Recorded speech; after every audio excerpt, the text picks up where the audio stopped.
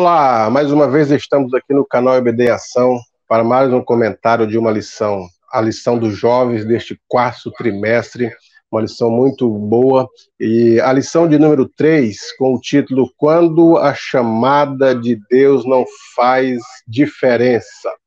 Aí, os filhos de Eli, está nesse contexto aqui, os filhos de Eli. Então nós vamos aprender com os filhos de Eli os erros que não devemos cometer com eles.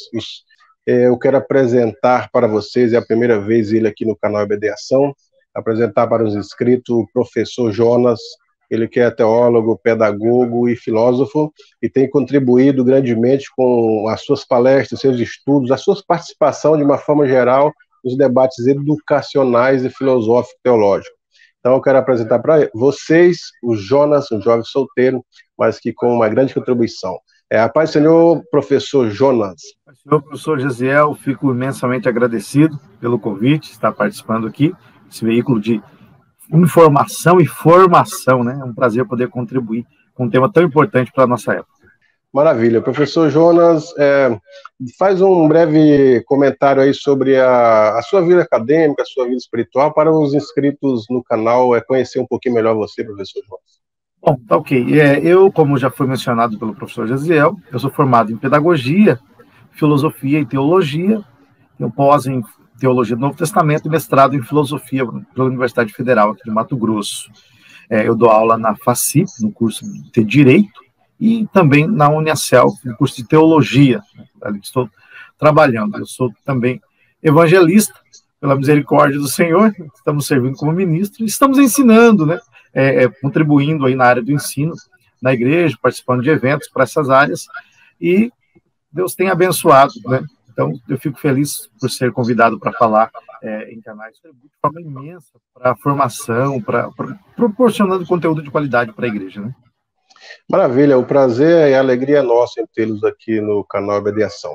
Então já vamos para o nosso assunto, o nosso diálogo de hoje é falando sobre as atitudes dos filhos de Eli, Ofni e Finéia, como também as atitudes do próprio Eli quanto aos erros dos filhos, e também as consequências destes erros e as lições que nós extraímos sobre isso.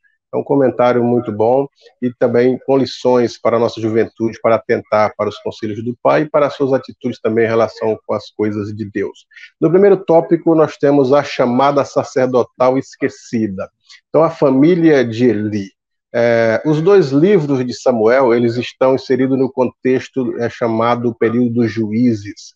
Alguns dizem que durou mais de 30 anos, mais de 12 juízes julgaram Israel. E eles estão agora num dos últimos juízes, que é Eli, e em consequência já vem Samuel. Mas o que importa é que mesmo os filhos de Eli, o contexto que nós estamos estudando aqui, eles conheciam os rituais da cerimônia, né, vamos dizer assim, as leis cerimoniais que havia em Israel sobre o comportamento do sacerdote, sobre como usar as vestimentas, sobre a ordem da cerimônia, os tipos de oferta, como eram as ofertas. Mas o texto deixa bem claro que eles desobedeciam as regras em relação à obediência do sacrifício, em relação a Deus. Era uma família que o texto mostra que era complicada, esses dois meninos, porque eles mais tinham coisas negativas do que positivas em relação ao seu comportamento como sacerdote. Eles eram sacerdotes, né? Filho do sacerdote ali, eles eram sacerdotes, trabalhavam no tabernáculo que estava em Siló ali, né? Só para situar historicamente, quando Josué entra na Terra Prometida, juntamente com os israelitas, eles dividem a terra e tudo mais, e o tabernáculo passa a residir em Siló, naquela região ali, né? Depois que Josué vem a falecer, não tem mais nenhum líder, né? Ele não deixou nenhum líder que o substituísse, da forma como Moisés deixou, por exemplo. E aí, nesse período, a Bíblia é bem enfática em dizer que cada um fazia o que era certo aos seus olhos, o que era reto aos seus olhos. Então, a impiedade, ela acabou reinando nesse período, um período muito mau, em que constantemente Israel estava sendo levado, estava sendo tomado por povos perversos, porque eles se rebelavam contra Deus, e Deus, então, acabava permitindo que outros povos viessem, e acabassem sitiando Israel, e escravizando o povo, Mas quando o povo chorava e clamava por misericórdia, Deus enviava um juiz, né, e libertava o povo. Mas aí isso acontecia, né, com uma certa recorrência. O povo, né, logo após ser libertado, se esquecia dos preceitos de Deus, ou ainda que se lembrasse, não praticava, né? E de novo Deus enviava outro povo que vinha escravizava Israel, Israel clamava, Deus enviava um juiz. Isso aconteceu com uma certa frequência. Bom, o tabernáculo estando em Siló, ele também refletia a decadência, de alguma maneira, do próprio povo. Então, é uma relação interessante, né? O povo estava em estado de decadência, mas o sacerdote também estava em estado de decadência moral. O Eli, por exemplo, nós não podemos dizer que Eli era um homem que tinha uma moral duvidável. Não, o Eli, aparentemente, ele era um homem íntegro. O problema do Eli eram os filhos, que ele não corrigia os filhos. Esse era o problema do Eli. E os filhos de Eli, eles, embora fossem sacerdotes, a Bíblia diz no verso 12 do capítulo 2 de 1 Samuel, que eles não conheciam ao Senhor.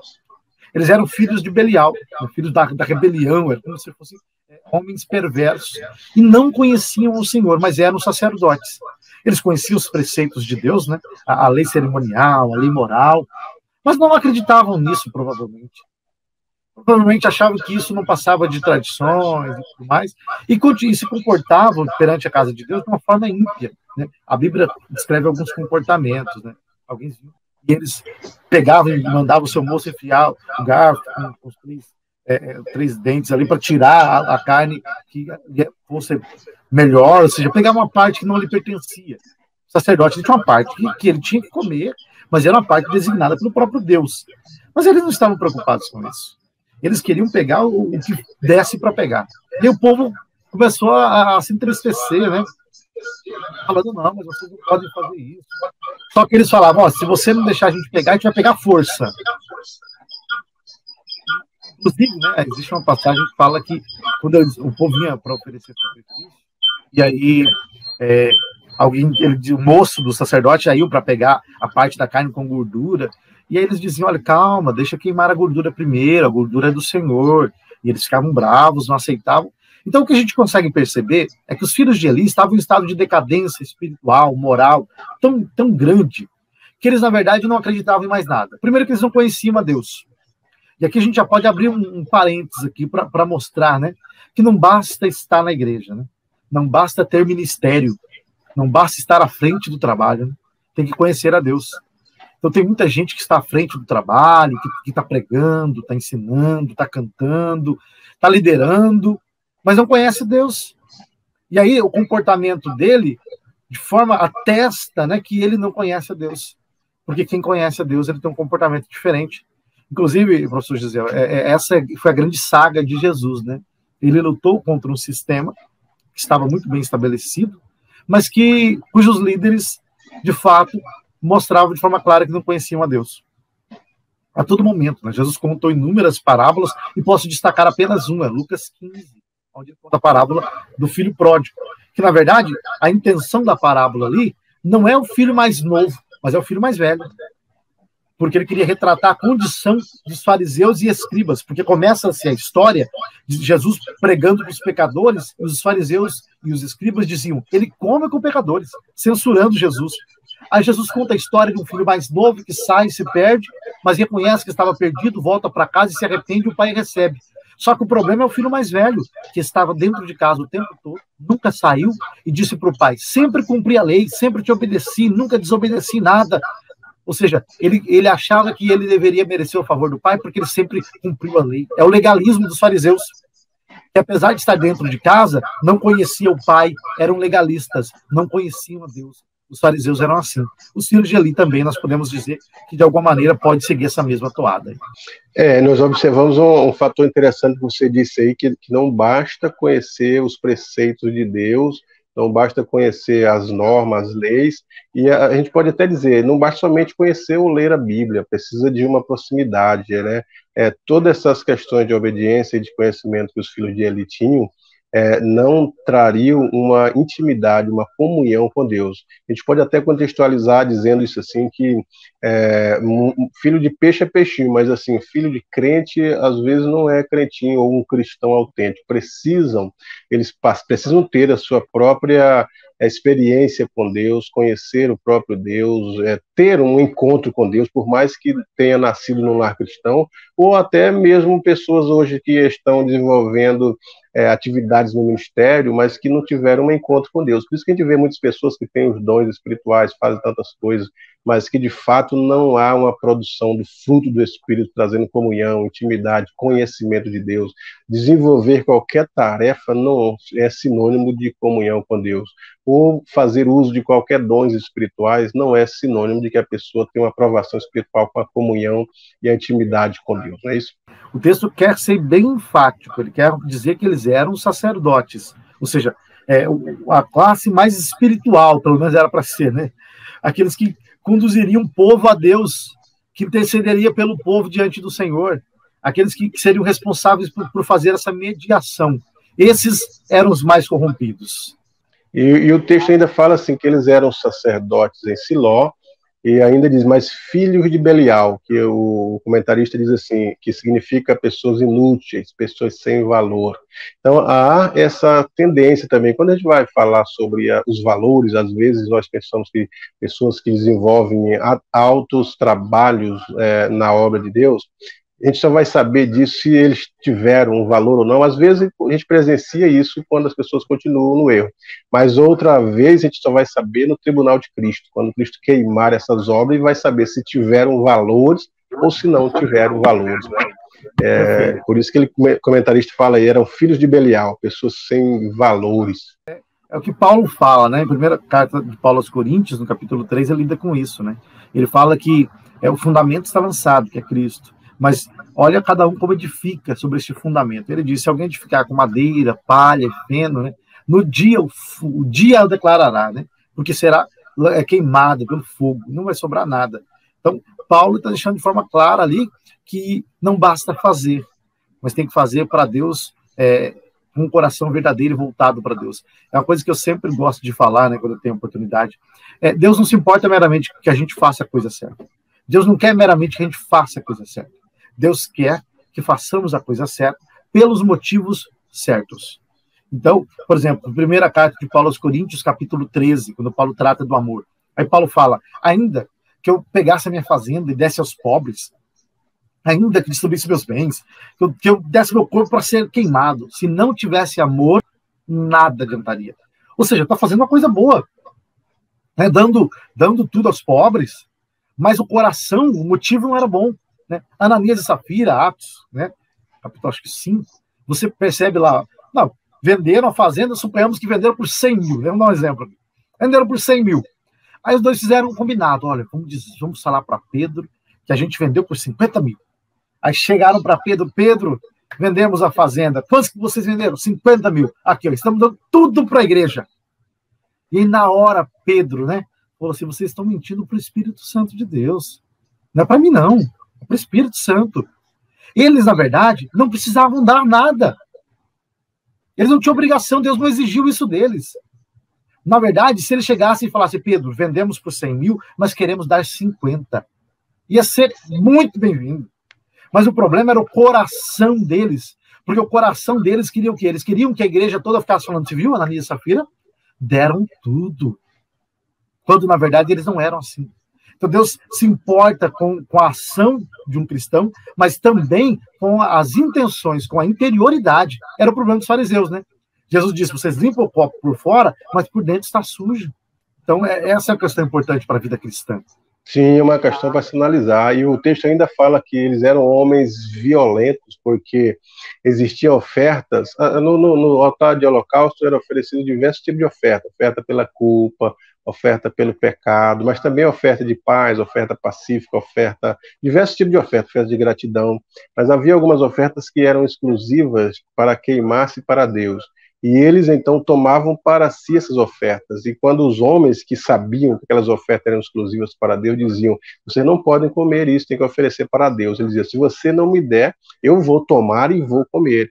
E quer dizer, eles eram homens violentos, né? Por mais que estivessem na posição de líderes, na posição de sacerdotes, além de estar ultrapassando, outro detalhe também é a questão da prostituição, né? O sacerdote deveria ser exemplo, o marido só uma mulher, mas eles, além de prostituírem, eram violentos, eram inúteis, era terrível a questão do pecado dos filhos de Eli, né, João? No verso 17, né, o Senhor mesmo fala, olha, muito grande o pecado desses jovens perante o Senhor, porquanto os homens desprezavam a oferta do Senhor.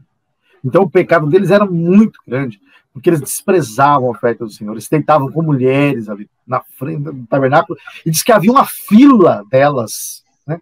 Ou seja, tinha muitas querendo, e eles estavam ali recebendo elas, e se deitando com elas, se prostituindo ali, e a coisa acontecendo normalmente, ou seja, eles perderam, se é que um dia tiveram, perderam completamente o senso, o temor, qualquer coisa do tipo. Não, de fato, não conheciam a Deus, como o texto bem testifica, né? E isso mostra, por exemplo, de forma muito clara, a decadência do povo. Só que a decadência do povo a gente consegue ver sempre. Mas a decadência do sacerdócio dessa forma, desse jeito aqui, parece que é algo quase que inédito, né? Você tinha coisas acontecendo sempre e tudo mais, mas dessa forma aqui parece que foi o ápice da corrupção. Quando os homens se perderam de forma clara, porque eles não só abominavam a lei de Deus e os preceitos de Deus, desprezavam o povo e ainda se prostituíam com muitas mulheres no tabernáculo, na casa de Deus. Era um detalhe interessante aí que o comentarista ele saca e que a gente precisa perceber é que o próprio Eli, ele repreende Ana por estar embriagada no templo, mas não repreende os filhos pela prostituição, pela transgressão das leis. É um contraste, na verdade, assim, com o Eli, que era o responsável, era o pai. Ele poderia responder os meninos como pai, primeiramente, né? Chamar atenção, dizer, filhos, eu sou seu pai, etc. E segundo, por ele ser o sacerdote. E os demais eram auxiliares dele. Então ele poderia, de duas formas, como pai e como líder da nação. Mas ele ignora, e está claro isso, porque veio um profeta antes, a Bíblia não fala o nome do profeta, e disse para Eli que ele era tolerante com os filhos e com o pecado dos filhos. O sacerdote, o profeta repreende o sacerdote. Então nós observamos ali que Eli comete um pecado de omissão. Inclusive, né, o versículo que você citou aí, tem uma parte que é interessantíssima no verso 29, do profeta anônimo que foi repreender Eli, né? Diz bem assim, ó, Deus falando para Eli, tu honras a teus filhos mais do que a mim. Deus fala para Eli, você honra os teus filhos mais do que a mim. Isso aqui é uma lição muito importante para os líderes, para os pastores, para os líderes que estão à frente do trabalho. Deus não aceita esse tipo de coisa. Por quê? Porque isso aqui mostra a hipocrisia da liderança. Quando a liderança ela é dura com os outros, como, por exemplo, o caso de Ana, que estava sofrendo, chorando, e ele fez até um juízo errado a respeito da condição dela, mas quanto aos seus próprios filhos, ele não fazia nada. Porque, assim, ele, a partir do verso 22, ele ouvia que os seus filhos estavam fazendo. Ele ouviu o que seus filhos estavam fazendo, ele chega para os seus filhos e disse, meus filhos, por que vocês fazem tais coisas? Porque eu ouço todo esse povo, meus filhos, olha, não é bom essa fama que eu ouço. Vocês fazem o povo transgredir.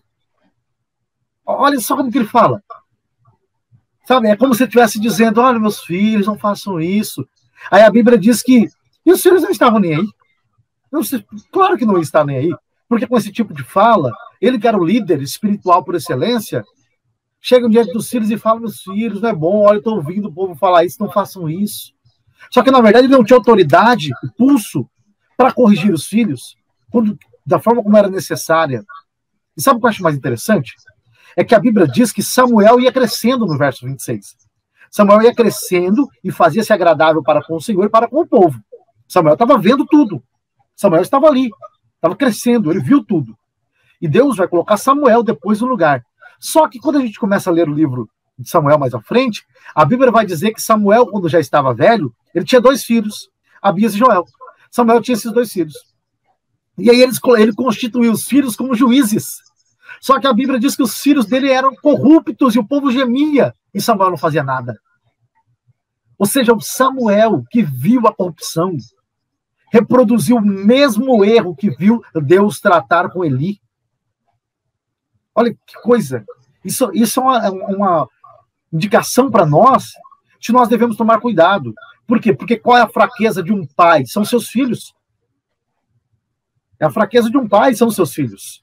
Tanto é que Davi, por exemplo, foi um grande rei, mas a sua casa foi um péssimo pai. A casa estava destruída. Nós temos, por exemplo, Amon, ou alguns chamam até de Amnon, que se deitou com a sua irmã Tamar, violentou ela, né? E Absalom depois o mata. Davi, então, ficou sem falar com Absalom, virou a cara para Absalom. Depois o próprio Absalom tenta tomar o trono do pai. Depois outro filho também tenta. Olha que loucura. Então a Bíblia está querendo mostrar que, na verdade, nós podemos desagradar a Deus, entristecer fortemente a Deus, quando nós honramos mais os nossos filhos do que a Deus. Os filhos são herança do Senhor, mas quando você honra mais os seus filhos, a sua família, do que a Deus, isso é um problema. Não é a igreja, é a Deus. Você não pode colocar a igreja acima da sua família, mas você não pode colocar a sua família acima de Deus, dos preceitos do Senhor. E foi o que aconteceu aqui, né? Olha que indicação interessante para a gente. A gente vê isso também no próprio Isaac, seus filhos, né? Jacó e Esaú. Os dois filhos. A Bíblia diz que Isaac era mais favorável a Esaú, enquanto que Rebeca a Jacó, né? E aí o que aconteceu? Os filhos estavam divididos, casa dividida, não tinha diálogo, não tinha nada. Então a Bíblia ela quer mostrar de forma muito clara que a família pode ser uma bênção, mas que a mesma família também pode servir de ruína quando você não sabe conduzir a sua família de acordo com a lei de Deus e com os preceitos de Deus. O que nós observamos é o seguinte: Samuel ele não reproduz os erros dos filhos de Eli, mas reproduz o mesmo erro de Eli, que é a tolerância para com o pecado, com o erro dos filhos. Ele reproduziu isso aí na sua vida adulta. Ele não se contamina da mesma forma que os filhos se contaminam, mas reproduz aquilo, as atitudes de Eli. E uma palavra para os pais e para os filhos, a Bíblia diz assim que os pais devem ensinar os meninos no caminho que devem andar. Para Moisés, em Êxodo 3, o Senhor Deus disse assim: vai, diga ao povo que eles guardem a minha palavra, inculca nos filhos dos filhos, caminhando, andando, deitando, escreva nos umbrais, escreva na mão, mas que eles aprendam a palavra. E já em Efésios 6, ele ordena para os filhos: sede obedientes aos vossos pais, porque isso é bom. Qual que ele diz que é o mandamento com promessa. Qual que é a promessa? Para que te vá bem, viva muito tempo sobre a terra. Então os filhos que eles obedecem aos pais e andam no temor do Senhor, vai bem em tudo, vai bem no trabalho, vai bem na faculdade, vai bem na vida relacional, na igreja, nas amizades, trabalho, e eles vão viver uma vida longa. Agora, geralmente, a gente percebe aí que os filhos que são criados em famílias desestruturadas, que entram para o mundo da droga, o que mais morre são adolescentes aí envolvidos com crime. Então, a obediência é boa, e é uma lição para os jovens aqui sobre esses valores espirituais que a Bíblia coloca, o temor e o princípio da sabedoria. Agora, um outro ponto aqui, o segundo tópico, o desprezo para com as coisas de Deus. Aí o comentarista fala que eles desprezavam as ofertas, eram dominados pela ganância, eram dominados pela violência, e não adoravam a Deus, e tinham uma vida imoral, que nós já falamos. Então, é totalmente diferente daquilo que a Bíblia diz, falando sobre a liderança, que deve ser uma pessoa idônea, uma pessoa que tenha domínio próprio, uma pessoa que domine sua família, em relação à liderança. E nós aprendemos com isso, que uma vida pautada no temor de Deus. Salomão disse isso: filho, seja obediente ao vosso pai, não deixa de ouvir os conselhos da tua mãe, porque eu era jovem, muito tenro, ouvi os conselhos do meu pai e da minha mãe, e hoje ele estava como líder da nação de Israel. A liderança, né? A gente percebe, por exemplo, quando Deus tira Israel do Egito, Israel tinha uma série de costumes que eles adquiriram lá no Egito. Porque nasceram lá, viveram lá. Então, para se relacionar com Deus, Deus é um Deus santo. Para se relacionar com Deus, o povo tinha que ser santo. Mas o povo estava em situação complicada. Então, o que Deus faz? Deus tira Israel do Egito, e aí Deus dá para Israel um sistema, né, uma lei com diretrizes que demonstra a própria natureza de Deus, o caráter de Deus, Deus Santo, e a maneira como o povo deve se relacionar com ele. Mas Deus dá também um sistema de sacrifícios, com o tabernáculo, com os sacerdotes. Por quê? Porque os sacerdotes seriam aquelas pessoas que iriam, de alguma maneira, promover os rituais, os procedimentos, para que o povo sempre tivesse uma vida de santidade diante de Deus. De maneira que, quando alguém pecasse, ele recorreria ao sacerdote, e o sacerdote iria proceder com as formalidades necessárias para que essa pessoa não fosse afastada da comunhão com Deus, da comunidade e tudo mais. Então, o próprio Deus instituiu um sacerdócio. E o sacerdote deveria ser o exemplo para o povo. Por quê? Porque o sacerdócio, de alguma maneira, é reflexo do próprio Deus. E eles eram aqueles que mediariam a relação. Então, o sacerdote tinha que ser santo. O sacerdote, por exemplo, não poderia se casar com qualquer mulher. Não podia. E para ser sacerdote também não podia ser qualquer pessoa. Tinha que ter um corpo perfeito, não podia faltar nenhuma parte do corpo, não podia ter uma desmedida com a parte dos corpos, os membros serem fora da medida padrão que se estabelecia. Ele não podia casar com uma mulher, por exemplo, divorciada ou qualquer outra coisa mais. Não podia ser assim. Porque Deus queria que o sacerdote fosse, por exemplo, em tudo. Em tudo. Então, era um povo diferenciado. E Deus não aceitava, por exemplo, que eles fizessem nada que fosse contrário à lei. Tanto é, quando Nadab e Abiú chegaram para oferecer fogo estranho dentro do tabernáculo, Deus os fulminou. Por quê? Porque, na verdade, eles pegaram fogo que não foi Deus que acendeu. E Deus não aceita um fogo que não foi ele que acendeu. Deus aceita só o fogo que ele acendeu. Tanto é, né? Quando Elias vai fazer o desafio dos profetas de Baal, ele restaura o altar, mas ele clama a Deus, Deus que manda o fogo. No tabernáculo, o fogo que ardia era o fogo que Deus acendeu.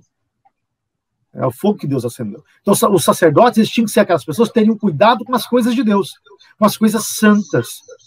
As coisas do tabernáculo não poderiam ser usadas para outra finalidade. Até as especiarias, o perfume que era usado para espargido no tabernáculo, não poderia ser usado para outras finalidades.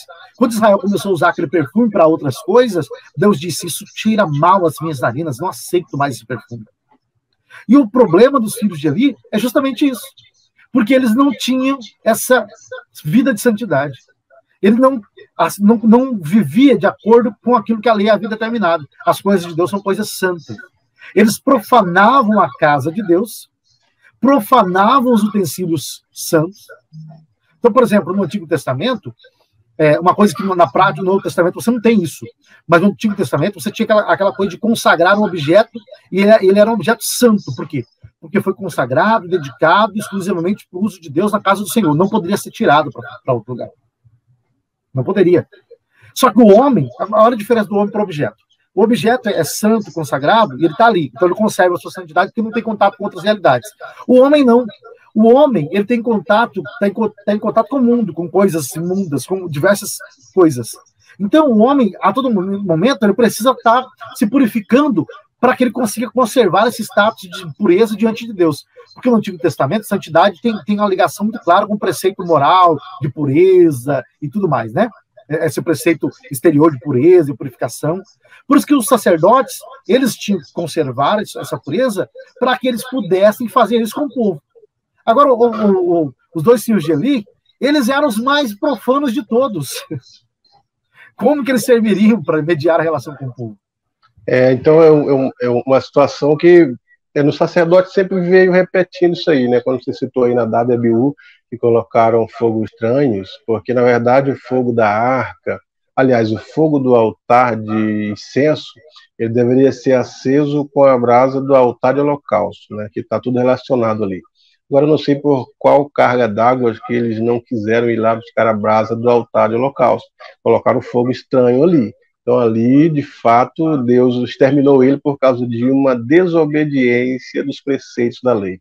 Agora, os filhos de Eli, Ofni e Finéias, estavam desobedecendo diversos preceitos, que era a questão relativa à moral, à espiritualidade, até as leis cerimoniais em relação à oferta, né? Pela culpa e outras ofertas. Eles estavam extrapolando e a Bíblia diz que eram pessoas vãs. Hã? Era mais grave ainda, né? A Era mais, era mais grave sim, ainda. Né? era mais grave a situação do pecado dele, e o pai deles é tolerante com tudo isso. Deus, então, pode observar que a responsabilidade era toda de Eli, que o profeta não veio falar com a filha de Finéias, ele veio falar com Eli. E quando, depois disso, Deus falou com Samuel também, que seria tomado providências necessárias pelos pecados dos filhos, você não vê, como o texto diz aqui, não vê Eli se movendo em oração, em busca do perdão, como Jó fazia, né? A próximo trimestre vamos estudar sobre Jó. Então, o texto diz que Jó, quando os filhos terminavam as suas festividades, ele ia e oferecia um altar, diz, porventura meus filhos devem ter pecado contra Deus, e então intercedia. A questão da intercessão, ela não é presente na vida de Eli. Ele parece que se contenta com a resposta de Deus através de Samuel, dizendo que virá o juízo. Ele diz, Deus sabe o que faz. Ele não toma nenhuma providência. A questão da oração intercessória, de rogar a Deus por misericórdia, rogar pelo perdão, pela culpa, correr para os filhos e fazer eles se arrependerem, nós não vemos essas questões aí, e que a Bíblia demonstra como um arrependimento, né? Quando há, de fato, um arrependimento, uma mudança, o castigo, nesse caso, ele é suspenso, né? Ele é chamado as promessas condicionais, depende da condição da pessoa. E, nesse caso, nós não vemos nenhuma dessas possibilidades na vida do Eli, nem dos filhos de Eli. Quando Deus fala com Samuel, no capítulo 3, né, que Samuel até pensa que era o próprio Eli que estava o chamando e tudo mais, e aí ele instrui Samuel, e Samuel vai, Deus fala com ele, tem a visão e tudo mais, e aí Samuel, depois ele pede, né, Samuel, o que o Senhor te falou? Conte-me tudo, não esconda nada. E aí Samuel conta, no verso 18 diz bem assim, ó, então Samuel lhe contou todas aquelas palavras e nada lhe encobriu. E aí ele disse assim, parece que entende-se que é o Eli que falou agora, né? E disse ele, é o Senhor, faça o que bem parecer aos seus olhos. Então, ou seja, tá bom, é o Senhor, então ele faça, né? Ele que faça o que ele acha que é o certo que se faça. Perceba, olha a grande questão. Ele já, parece que ele já tinha aceitado, né? Falou, não, meu Deus, e você tocou num ponto essencial, porque quando no Antigo Testamento a gente vê isso de forma clara, né? Quando os reis se arrependiam e tudo mais, Deus até falava assim, ó, vou poupar você do juízo, vou poupar você, vai vir depois, mas vou poupar você, vou poupar sua casa. Com Eli parece que não teve isso. Inclusive, Deus, a profecia contra Eli, Deus fala bem assim, no verso 30, diz assim no capítulo de número 2. Portanto, diz o Senhor, Deus de Israel, na verdade, tinha dito eu que a tua casa e a casa de teu pai andariam diante de mim perpetuamente. Porém, agora, diz o Senhor, longe de mim tal coisa, porque aos que me honram, honrarei, porém aos que me desprezam, serão envilecidos. Olha o que o Senhor fala para ele. O Senhor diz, olha, eu tinha feito uma promessa para você, para os seus pais, dizendo o seguinte, vocês vão andar diante de mim perpetuamente. Mas agora, não. Longe de mim tal coisa. Porque aos que me honram, eu honrarei. Mas aos que não me honram, esses serão envelhecidos. A ideia de que sofrerão dano, né? Sofrerão juízo de Deus. Não é uma palavra mais clara. Né? Sofrerão juízo de Deus. Porque era a condição aqui. Quem era o responsável pelo tabernáculo era Eli. Não os filhos dele. Ele era a autoridade maior. E Deus vai justamente nele. Por quê? Porque Eli, os filhos de Eli vão prestar contas diante de Deus? Vão prestar contas. Só que quem tem a maior responsabilidade é o próprio Eli. Porque ele era o responsável pela casa de Deus. E ele não fez nada, mesmo ouvindo. Então serve, mais uma vez, né, para a liderança aí, né, que estão à frente de trabalhos, que deixam os seus filhos, ou seus parentes, ou seus achegados, aí os mais chegados, fazerem o que querem da obra de Deus. A responsabilidade é sua, você vai prestar conta diante de Deus. Deus vai tratar. Deus, olha, ele tolera muitas coisas.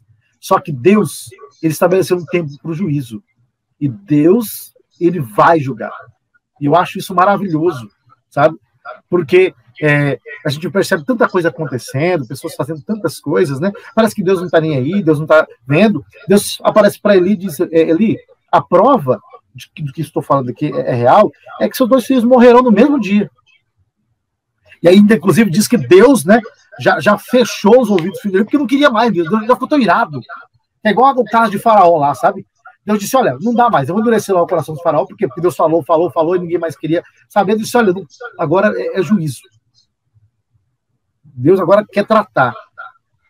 Deus é um Deus de paz, um Deus de amor, um Deus, né, que é misericórdia, mas Deus também é justiça.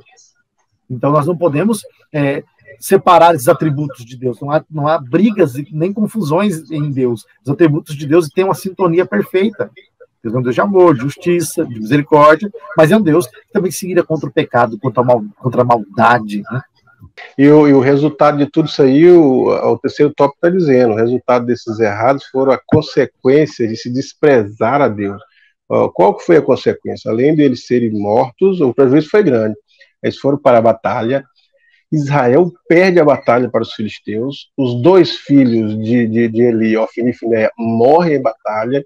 Outra consequência do pecado, a terceira consequência, a arca de Deus é levada, que era símbolo da presença de Deus, tem um significado interessante aqui, nós vamos voltar nela.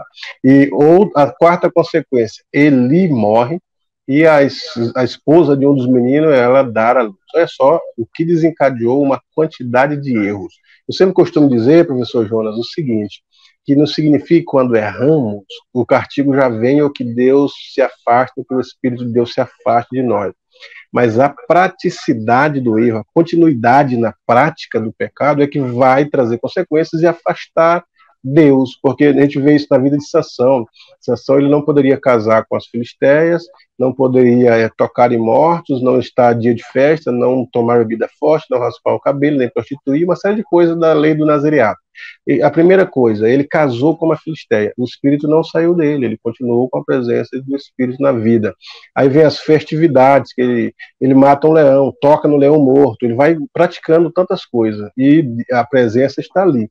Aí depois vem com Dalila, e brinca, só no final, quando ela raspa as tranças dele, é que ele fala, mais uma vez, levantarei eu e lutarei contra os filisteus. Aí o escritor diz, mas ele não sabia que o Espírito já havia se retirado dele. E por que a presença de Deus se retirou da vida de Sansão? Pela continuidade da prática do pecado. Porque quando erramos, o Espírito continua por quê? Porque é ele quem convence do pecado, da justiça e do juízo. Ele fica tentando convencer a pessoa do erro, tentando trazer a pessoa a um arrependimento. Foi isso assim também na vida de Saul.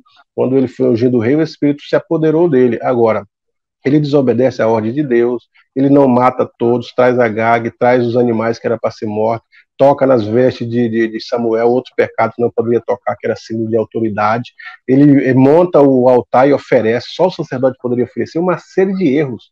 E o Espírito só vai se afastar dele lá pelo versículo 16, quando foi ungido Davi, que o Espírito se apoderou de Davi, mas o versículo seguinte diz, e o Espírito de Deus se retirou da vida de Saul. Por que o Espírito se retirou da vida de Saul? Pela praticidade do pecado, a continuidade da prática do pecado. Aí o Espírito se afasta. Isso mostra, né, que Deus é um Deus que ele tolera muita coisa, né? Deus, ele, por exemplo, isso é claro com Israel, né? A gente pega, por exemplo, o profeta Ezequiel. O profeta Ezequiel, Deus mostra para Ezequiel em visão a condição do templo, né? A abominação. E aí ele vai vendo a glória se afastando vagarosamente, ela sai do santíssimo lugar e vai indo para a entrada, depois vai devagar, sabe? É como se Deus não quisesse deixar a sua casa. E aí o próprio Deus diz, né? Deus fala bem assim, o meu povo não me quer aqui. O próprio Deus não queria se afastar, mas eles não queriam Deus, sabe? Eles não queriam mais saber de Deus. Então, isso mostra de forma muito clara que Deus é um Deus paciente, que Deus é um Deus que a todo momento ele espera que o homem se arrependa, a todo momento Deus quer que o homem se converta. Então, por exemplo, os filhos de Eli foram para a batalha achando que iam vencer, chegou lá, começaram a perder, e aí mandaram buscar a Arca da Aliança. A Arca da Aliança, quando chegou, todo mundo estremeceu, os filisteus ficaram até com medo. Todo mundo estremeceu. Só que, na verdade, a Arca estava lá, mas Deus não estava. Porque a Arca, ela representava, era um símbolo da presença de Deus, só que ela não era um amuleto de sorte. Então, para eles, a Arca já era uma espécie de amuleto. Eles estavam com a vida desconcertada, de prevaricação, abominando a vontade de Deus e tudo mais, e achavam que é só assim, busca a arca que tudo se resolve. Não funciona assim, porque como já foi bem enfatizado aí, né? A gente viu, por exemplo, como que Deus é um Deus que tolera inúmeras coisas. Por exemplo, Sansão, como foi bem citado, demorou, Deus ia aguentando tantos comportamentos de Sansão, tanto comportamento, e até que chegou um momento que, né, ele não percebeu que o espírito havia se afastado, a Bíblia diz. Né? Ele não percebeu. Mas Deus demorou para isso acontecer. Só que quando Deus também se entristece com alguém desse tipo de comportamento, né, foi os casos dos filhos de Eli, não tinha mais jeito para eles iam morrer porque Deus deu muitas oportunidades, Deus usou pessoas, Deus queria, só que não tinha jeito, né? A aliança, a arca da aliança para eles era só um amuleto, sabe? Igual cristão que tem Bíblia, abre a Bíblia lá no Salmo 23, no Salmo, e acha que vai resolver. Para ele acha que não tem que ler a Bíblia, estudar a palavra de Deus, pôr em prática, viver uma vida de oração. Para ele a Bíblia funciona só para ficar aberto. Não adianta, meu amigo, fecha a Bíblia. Não vai resolver. Porque a Bíblia, ela não é um livro que foi feito, confeccionado para ficar aberto na sua estante. É um livro que comunica vida. Então, nós lendo a palavra de Deus, ela comunica vida. Ela confronta a nossa realidade. Ela não é um amuleto. E Ofni e Finéias achavam que era um amuleto, né? A Arca da Aliança. Era só levar que ganharia. Perderam a arca. Morreram. E quando ele recebe a notícia, né? Ele estava gordo, diz que estava gordo, cai para trás, quebra o pescoço, gordo, sentado com sua banha, quebra o pescoço e morre. Ele nasce, né? E ele diz que a consequência do pecado é a morte, né? Então, por causa da quantidade de pecado, primeiro vê a palavra e acabou, né? Quer dizer, foi-se embora a glória de Israel. Quer dizer, a presença de Deus se retirou por quê? Pela praticidade do pecado, Deus se retirou. Então, eles tinham a arca como um amuleto, quer dizer, se a arca estivesse presente, Deus estaria presente. Mas eles não tinham comunhão com Deus, através desses pecados, das consequências de erros, eles não tinham comunhão com Deus, Deus não estava presente e a arca não pôde livrá-los, ela foi levada, os dois meninos morreram, Israel perdeu a guerra, Eli, que era para ter lá atrás intercedido pelos meninos, morreu, a nora dele deu a luz e Israel perdeu a batalha, foi ser escravo e a glória de Deus, foi-se a glória de Israel. Tudo por causa da praticidade do pecado. Mas a lição ela fecha dizendo assim: eu honro aos que me honram, mas aos que me desonram serão envelhecidos, serão esquecidos, serão inúteis. Então aqui a gente fecha dizendo exatamente isso. Nós precisamos, como que nós honramos a Deus? Essa é a pergunta. Nós precisamos tirar lições desta lição aqui para podermos ser diferentes. Como devemos honrar a Deus? Como o jovem pode honrar a Deus? Como purificará o jovem o seu caminho? Fala alguma coisa sobre esse aspecto aí, professor Jonas. Como honrar a Deus, para Deus nos honrar, para termos vitória e não ter a presença de Deus esquecida da nossa vida. Então, aqui, pelo que me parece, né, seguindo esse contexto aqui, a ideia era que os filhos de Eli não honravam a Deus por causa dos seus comportamentos. Eles não honravam a Deus por causa da vida que tinham. Então Deus, por exemplo, queria que eles honrassem a Ele como? Com a vida deles, com os comportamentos dele. Uma vida santa honra ao nome do Senhor Jesus. Então, por exemplo, Deus queria o quê? Que eles fossem exemplo. Como que nós podemos honrar a Deus hoje? Não é pegando e colocando um terno, indo para a igreja e falando, meu Deus é bom, gritando. Não, é sendo honesto, é sendo íntegro, é sendo justo, é sendo correto com as coisas. Sabe, hoje em dia, inclusive, tem gente que se você falar que é cristão, para ele não vende nada para você. Você falar que você é cristão, ele não te vende nada. Por quê? Porque tem cristão que não honra o Senhor, porque ele compra e não paga. Quando você compra e não paga, você desonra o nome do Senhor Jesus. Porque você se diz cristão, servo de Deus, mas desonra a Deus com seus comportamentos, com as suas práticas, desonra a Deus com a sua vida. Então, honrar a Deus pressupõe que tenhamos uma vida digna, a tal ponto de que Deus seja glorificado em tudo, até no comer e beber. Paulo diz, né? Quero comais, quero bebais, eu quero façais qualquer outra coisa, faça tudo para a glória de Deus. Então, o cristão, nesse tempo, em tempos pós-modernos, deve honrar a Deus, vivendo uma vida santa, justa, íntegra, e sendo exemplo em tudo. Maravilha.